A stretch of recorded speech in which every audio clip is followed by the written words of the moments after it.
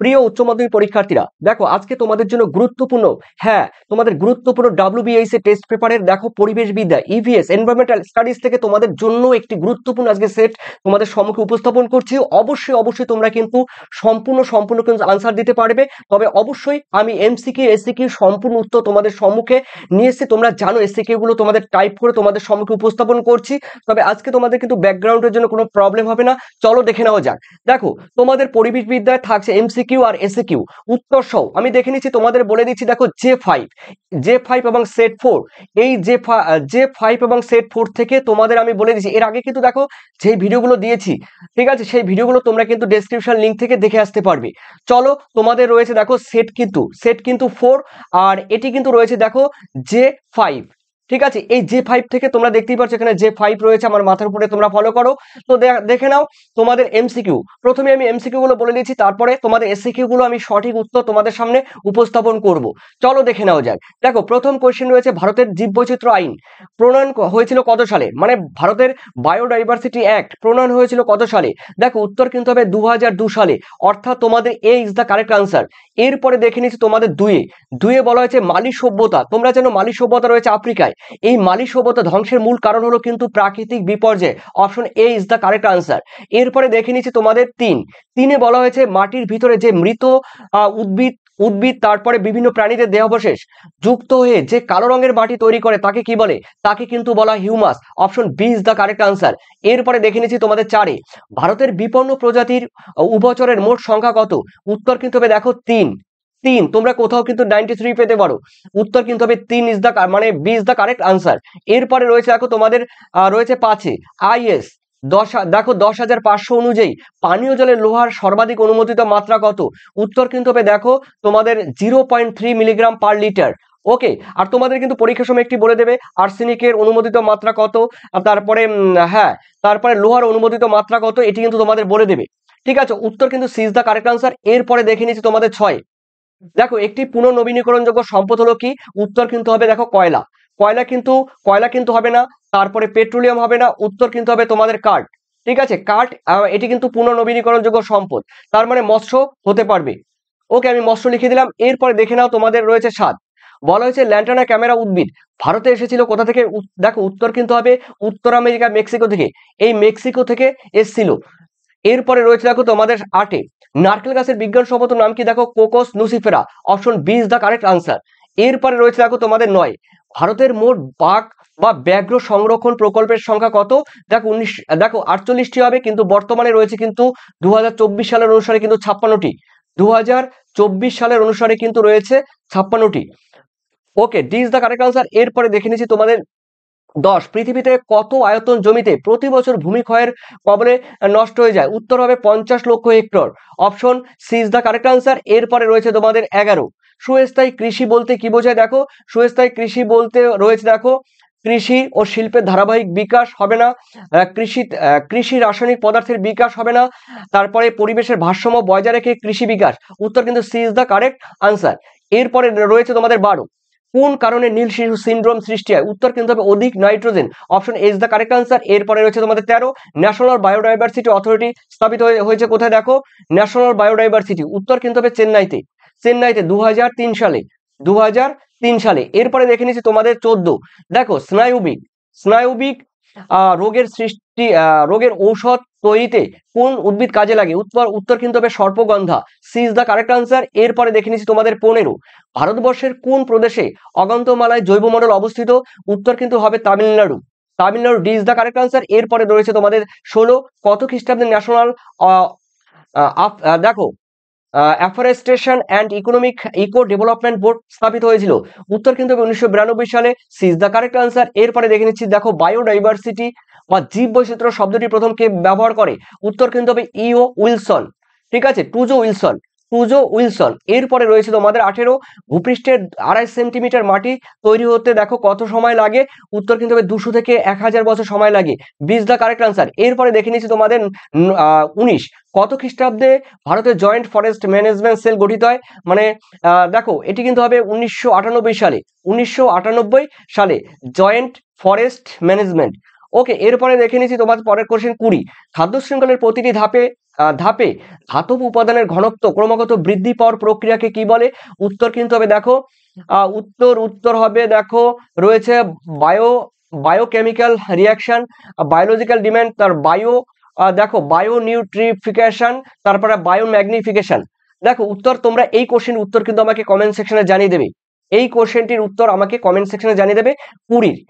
তবে দাগ নাম্বার 20 লেখার পর তোমরা এই কোশ্চেনটি একটু লিখলে ভালো হবে, ঠিক আছে? জাস্ট একটি কোশ্চেন তোমাদের জন্য রেখেছি। ওকে, এরপরে রয়েছে দেখো তোমাদের 21। ইটিএল এর ফুল ফর্ম কি? দেখো উত্তর হবে ইকোনমিক ট্রিটমেন্ট লিমিট, অর্থাৎ D is the correct answer. এরপরে রয়েছে দেখো তোমাদের 22 বলা হয়েছে রাইজোবিয়ামের ব্যাকটেরিয়ার মূল কাজ কি? উত্তর কিন্তু হবে দেখো পুষ্টির জন্য নাইট্রোজেন সংযুক্তিকরণ, B is the correct answer. এরপরে রয়েছে তোমাদের 23। আগ্নেয়গিরি থেকে সৃষ্ট হয় কি? দেখো উত্তর হয় কিন্তু ব্ল্যাক সয়েল বা কালো মৃত্তিকা বা রেগুন, B is the correct answer. এরপরে রয়েছে ভূপাল গ্যাস দুর্ঘটনা কবে হয়? 1984 সালে মধ্যপ্রদেশের ভূপালে। চলো এরপরে দেখে নিচ্ছি তোমাদের এসএকে গুলো আমি উত্তর সহ তোমাদের বলে দিচ্ছি, দেখে নিচ্ছি চলো একবারে। রয়েছে তোমাদের এসএকিউ গুলো, দেখো থাকছে তোমাদের 16টি। দেখো রয়েছে আইপিএম এর ফুল ফর্ম কি? উত্তর কিন্তু দেখো ইন্টিগ্রেটেড পেস্ট ম্যানেজমেন্ট। ওকে, তারপর অথবা রয়েছে দেখো ডিডিটি, এই এর রূপ পূর্ণরূপী লেখো। দেখো তোমাদের কিন্তু বারবার এর ফুল ফর্ম কিন্তু তোমাদের খাতায় লিখতে হবে, না হলে কিন্তু মনে থাকবে না। পূর্ণরূপটি হলো দেখো বলে দিচ্ছে, দেখো ডিফেনাইল দেখো ট্রাইক্লোরো ইথেন। ওকে, তো বুঝতেই পারছো এটি তোমাদের খাতায় বারবার লিখতে হবে। এরপরে রয়েছে দেখো জিন সমাহার কাকে বলে?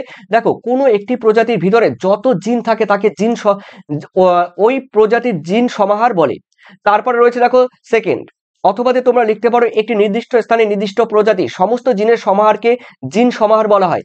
এরপরে রয়েছে অথবা দিয়ে কি আছে দেখে নাও। আইএস 10,000 অনুযায়ী পানীয় জলে লোহার সর্বাধিক অনুমোদিত মাত্রা কত?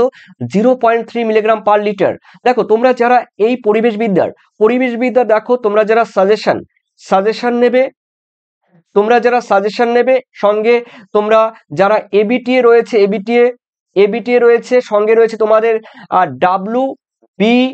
ডাব্লিউবিএইচ এই টেস্ট পেপারের সম্পূর্ণ তোমরা যারা সলভ নিয়ে দুটি তোমরা পাবে পিডিএফ। এই পিডিএফ নিতে গেলে অবশ্যই তোমাদের কিন্তু পেমেন্ট করতে হবে। তবে উত্তর সহ তোমরা পেয়ে যাবে 165 যারা পেমেন্ট করবে তারা কিন্তু এই পিডিএফ পেয়ে যাবে।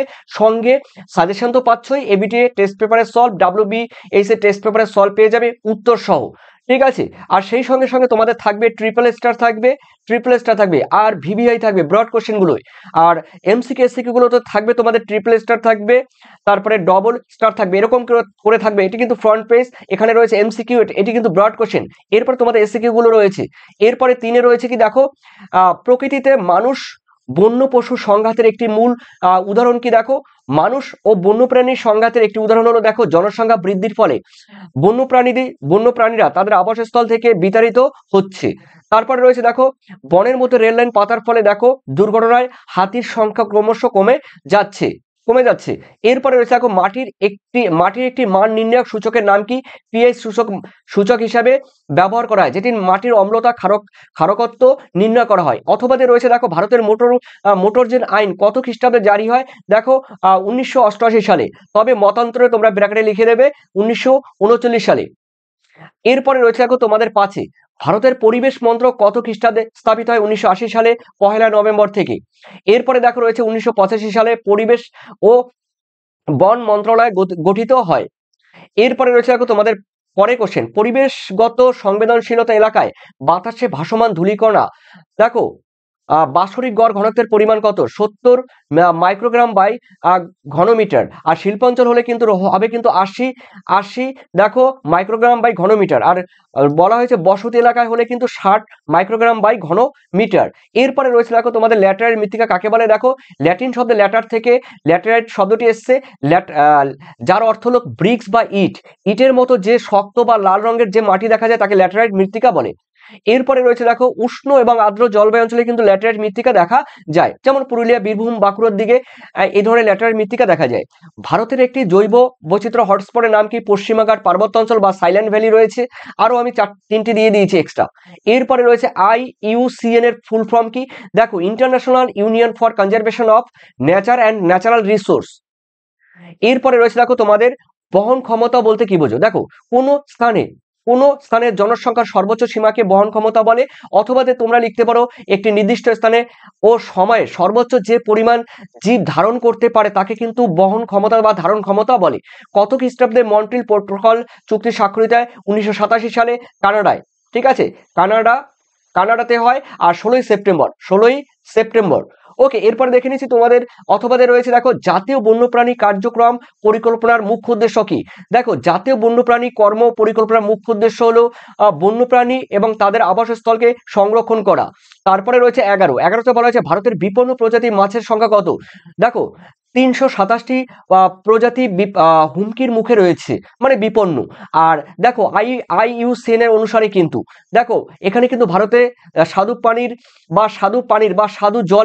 স্বাদু জলের মৎস্য রয়েছে দেখো 868টি রয়েছে। আর তার মধ্যে রয়েছে দেখো 192টি রয়েছে প্রজাতি স্থানীয়, আর 327টি কিন্তু রয়েছে হুমকির মুখে। এরপরে রয়েছে দেখো ক্রপ রোটেশন বলতে কি বোঝো? দেখো শস্যাবর্তন। ক্রপ রোটেশন মানে শস্যাবর্তন। দেখো কোনো জমিতে বছরে একই সময় মানে কোনো জমিতে যখন বছরের বিভিন্ন সময় যখন বিভিন্ন ধরনের শস্য চাষ করা হয় বা ফসল উৎপন্ন করা হয় তখন তাকে ক্রপ রোটেশন বলা হয়। এর ফলে জমির উর্বরতা শক্তি বজায় থাকে, মৃত্তিকা ক্ষয় রোধ পায়, এগুলো। ঠিক আছে, এরপরে রয়েছে দেখো তোমাদের রয়েছে সুস্থায়ী অর্থনীতি কাকে বলে? দেখো প্রতিটি দেশের প্রাকৃতিক সম্পদের পরিমাণের ভারসাম্য বজায় রাখার মাধ্যমে অর্থনীতিকে সুস্থায়ী করার উদ্দেশ্য হলো সুস্থায়ী অর্থনীতি। ঠিক আছে, এরপরে রয়েছে পানীয় জলের কাঠিন্য। দেখো পানীয় জলের কাঠিন্য বলতে কি বোঝো? দেখো পানীয় জলের কাঠিন্য বলতে জলে ক্যালসিয়াম ও ম্যাগনেসিয়ামের লবণের উপস্থিতিকে বোঝায়। এই লবণগুলি সাবানের সঙ্গে মিশে ময়লা তৈরি করে, ফলে জলের কাঠিন্য হয়। সাবানের সঙ্গে কি করেছে বলো তো? সাবানের সঙ্গে মিশে ময়লা তৈরি করে, ফলে জলের কাঠিন্য হয়। এরপরে রয়েছে দেখো তোমাদের 14 সুস্থায়ী জীবনযাত্রা বলতে কি বোঝো? দেখো সুস্থায়ী জীবনযাত্রা বলতে বোঝায় মানুষের জীবনযাত্রার মানোন্নয়ন এবং পরিবেশ ও বাস্তুতন্ত্রকে অক্ষুণ্ণ রাখা। ঠিক আছে, এরপরে রয়েছে দেখো তোমাদের 15তে রয়েছে প্রাচীন জল সভ্যতার একটি উদাহরণ কি? দেখো সিন্ধু সভ্যতা বা হরপ্পা সভ্যতা প্রাচীন জল সভ্যতার উদাহরণ। এরপর অথবাদে রয়েছে আবাসস্থল বিভাজন বলতে কি বোঝো? দেখো আবাসস্থল বিভাজন বলতে উদ্ভিদ ও প্রাণীদের বাসস্থানকে বিভিন্ন ভাগে ভাগ করাকে বোঝায়। একে আবাসস্থল খণ্ডীকরণও বলা হয়।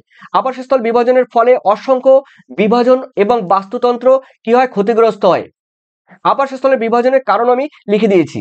এরপরে রয়েছে তোমাদের মাইক্রোরাইজে। এই কোশ্চেনটি অনেকবার হয়েছে। দেখো প্রিয় শিক্ষার্থীরা, তোমরা যারা SS EVS last minute suggestion নেবে 2025 সালের জন্য এবিটিএ আর ডাব্লিউবিসি টেস্ট পেপার সম্পূর্ণ সলভ পাবে লাস্ট মিনিট সাজেশন। সেই সঙ্গে দেখো তোমরা যারা নেবে লাস্ট মিনিট সাজেশন তোমরা উত্তর সহ পাবে, প্রত্যেকটা অধ্যায়ের এমসিকিউ এসিকিউ ব্রড কোয়েশ্চেন বাছাই করা। সেই সঙ্গে তোমরা টেস্ট পেপার সম্পূর্ণ সলভ পেয়ে যাবে। 2টি পিডিএফ পাবে তোমাদের হোয়াটসঅ্যাপ থেকে তোমরা পড়ে নিতে পারবে, তোমরা জেরক্স করেও নিতে পারবে, সেইভাবে টাইপ করা হয়েছে তোমাদের জন্য। আর তোমরা যারা নেবে অবশ্যই তোমরা যারা এই পিডিএফ তোমরা নিতে চাইছো অবশ্যই তোমাদের 165 কিন্তু পেমেন্ট করতে হবে। যারা নেবে তারাই কিন্তু আমার সঙ্গে এই হোয়াটসঅ্যাপে 7890404016 এই নাম্বারে তোমরা কিন্তু যোগাযোগ করতে পারো। আর অবশ্যই তোমাদের মূল্যবান কমেন্ট সেকশনে তোমরা জানিয়ে দিও। আর তোমাদের যেই প্রবলেমগুলো আছে অবশ্যই আমাকে শেয়ার করো এবং কমেন্ট সেকশনে জানিয়ে দিও। ধন্যবাদ তোমাদের সবাইকে। ভালো থেকো, সুস্থ থেকো। পরবর্তী পেজগুলো নিয়ে অবশ্যই আমি চলে আসবো 2-1 দিনের মধ্যে। Thank you.